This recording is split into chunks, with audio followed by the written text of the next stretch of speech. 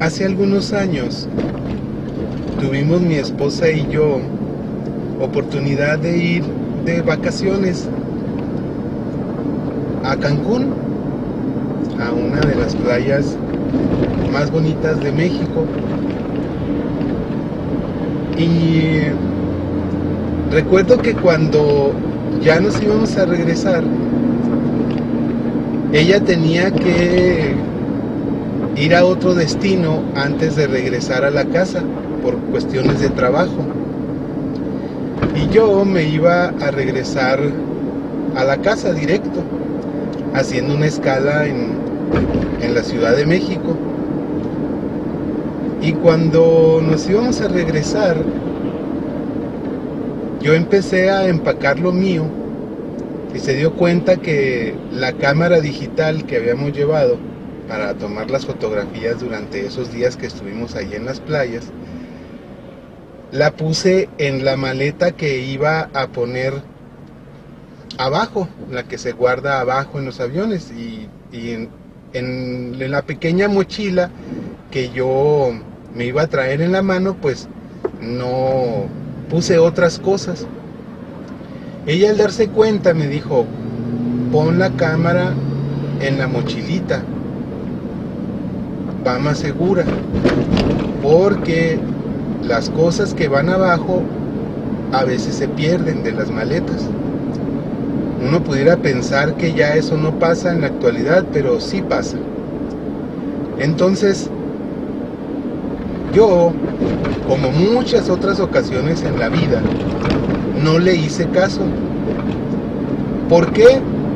Hay un bloqueo mental que no sé si solo me pasa a mí, que esas fueron las palabras clave.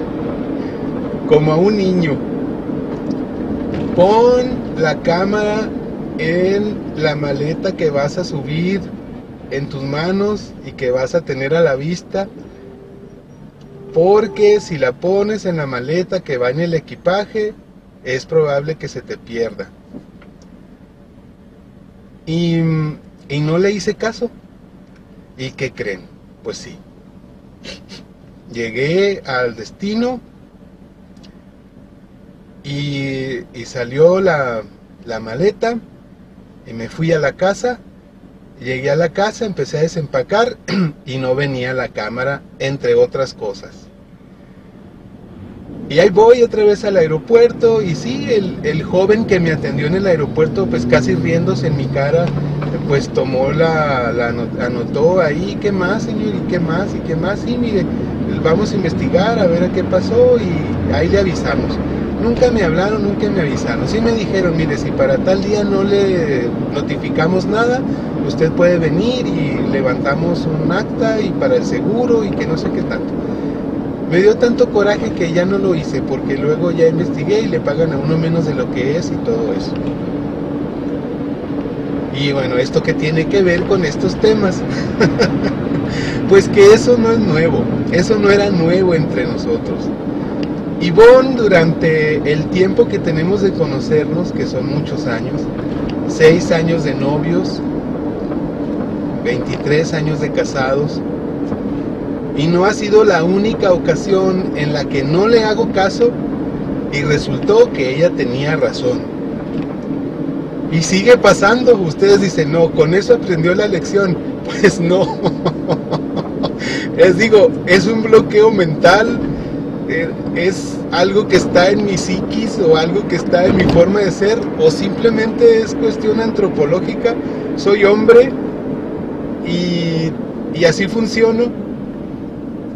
Espero algún día se me corrija, pero hasta ahorita todavía sucede.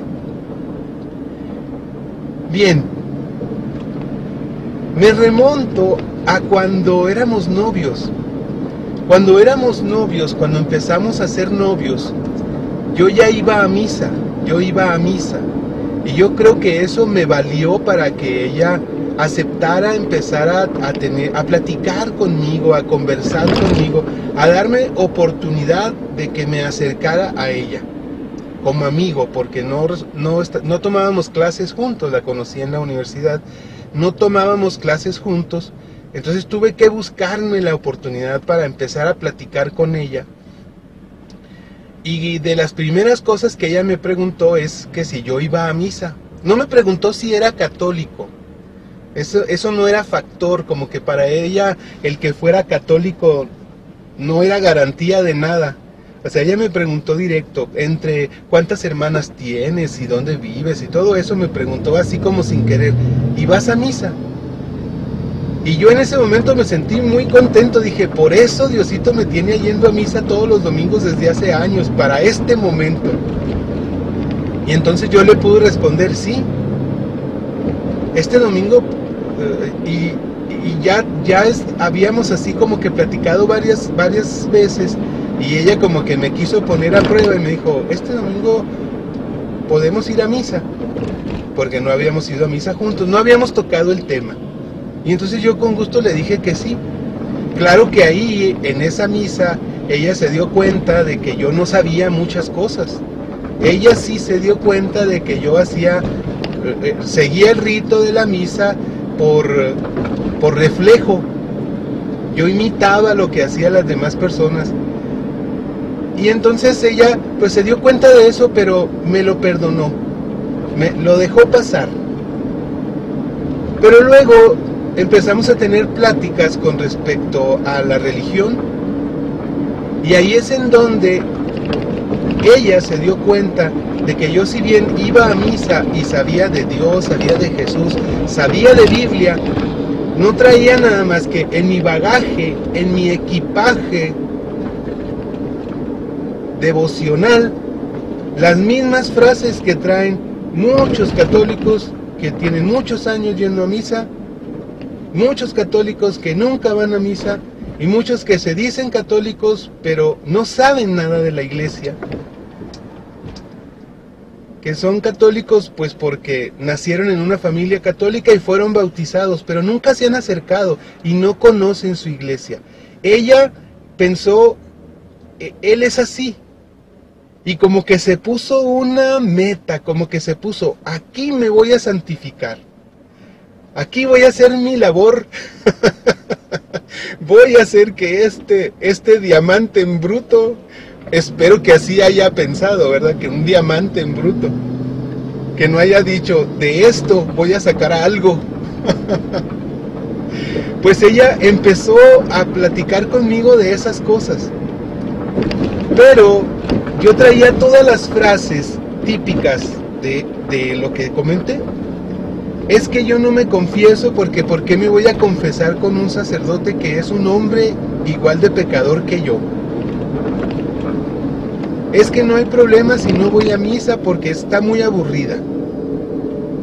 Aunque no era el caso mío, porque yo ya iba a misa por convencimiento, por motivos diferentes. Quizá mi motivación para ir a misa no era la de ir a seguir la celebración y obtener de ella lo que es. Yo tenía quizá mis motivos, que quizá eran un poquito diferentes a lo que debiera ser, pero esos motivos me hacían ir a misa todos los domingos. Pero había otras cosas, como por ejemplo, yo no comulgaba. Y yo veía que la gente se formaba y para mí no significaba nada. Yo estaba feliz escuchando al coro. Yo escuchaba al coro cantar y yo veía la fila que se hacía, la fila que se acababa, recogían todo, recogían las hostias y para mí no significaba nada. Y lo digo en serio. ¿Por qué? Porque no conocía, no sabía de la importancia, no sabía por qué se hacía. Y si algo intuía, pues me hacía tonto y lo dejaba pasar. No me sentía comprometido. Entonces yo tenía esas carencias y cuando yo platicaba con Ivonne, esas carencias salían. Y ella en algún momento se enojaba porque no me podía convencer. Ella con el catecismo en la mano, con el catecismo en la Iglesia Católica me explicaba por qué de la confesión, el porqué de la comunión, el porqué de la Virgen, el porqué de los santos, el porqué, todo eso, las imágenes, todo aquello. Ella con el catecismo en la mano me daba los argumentos y yo como el día de la cámara de regreso de Cancún, simplemente no entendía razones. Hay una canción que dice así, no entendía razones.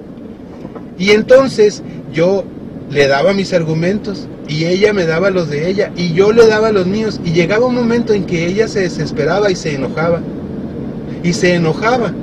Y entonces yo me enojaba. Y yo, como soy hombre, pues yo hablaba más fuerte que ella. Tenía más potencia en mi voz y yo hablaba más fuerte que ella. Llegó el caso de que no fue una, sino varias veces en las que llegamos a que ella lloraba. Lloraba de impotencia, se le salían sus lágrimas. Y esos días, que era una cita de novios, porque ya para entonces éramos novios, se convertía en charlas de discusión. Y yo me quedaba muy pagado, me quedaba muy convencido de que había ganado la discusión, porque había dado mis argumentos, los argumentos de ella no me habían convencido. Se había enojado, me había enojado, había gritado más que ella y la había hecho llorar. Claro que ahora, claro que eso no me enorgullece en absoluto.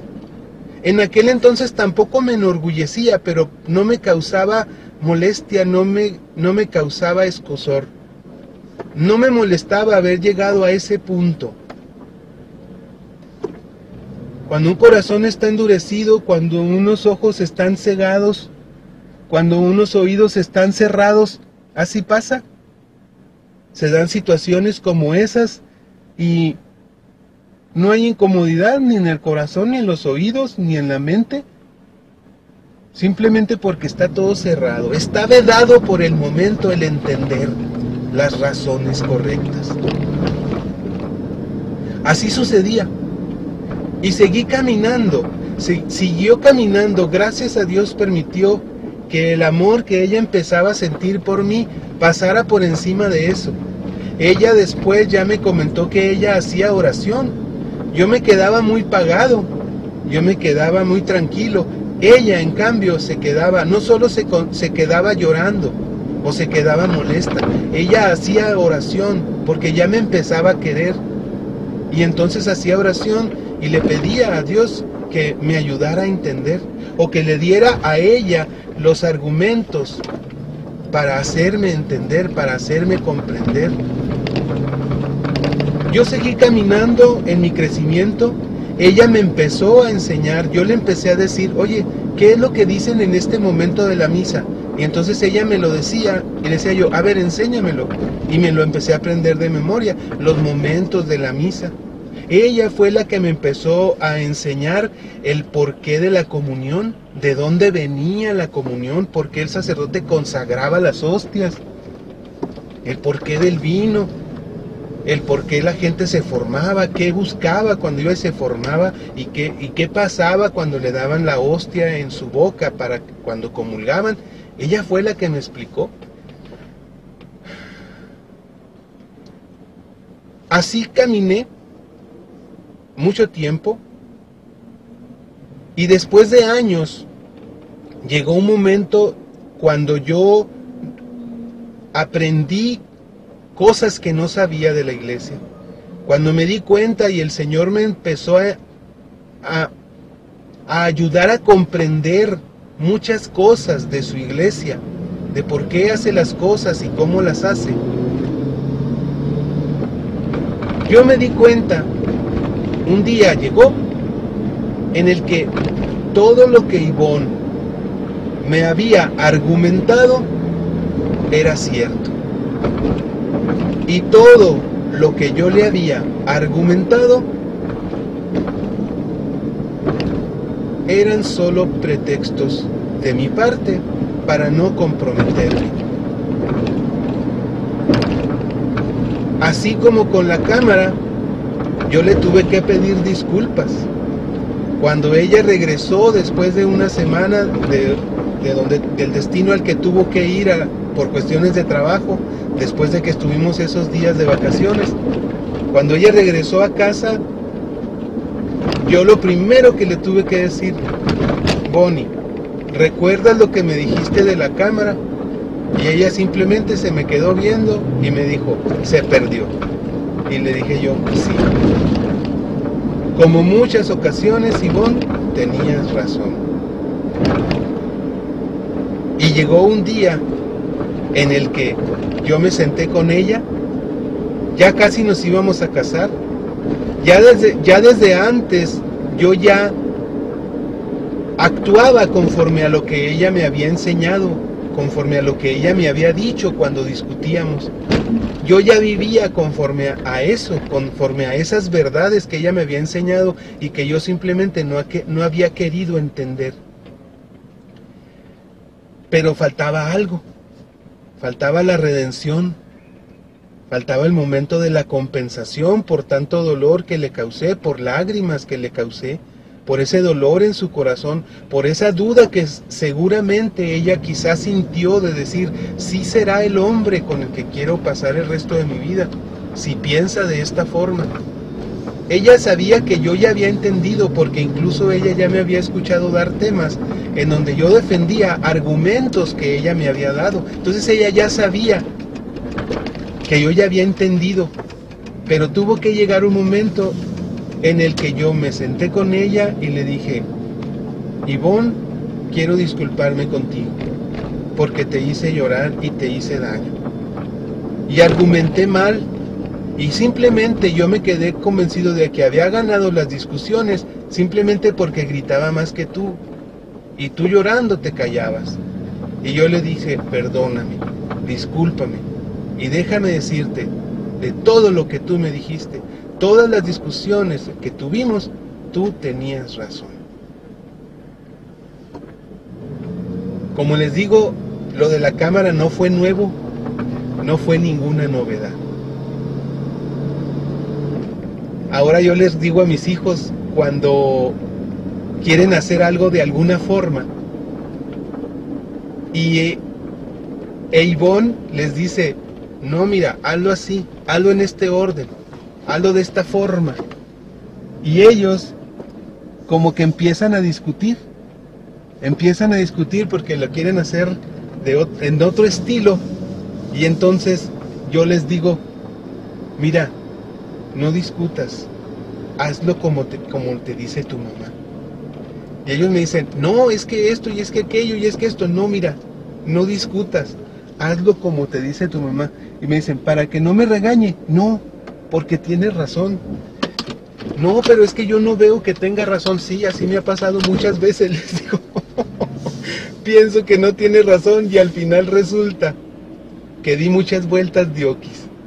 No las den ustedes. Amén. Que Dios los bendiga.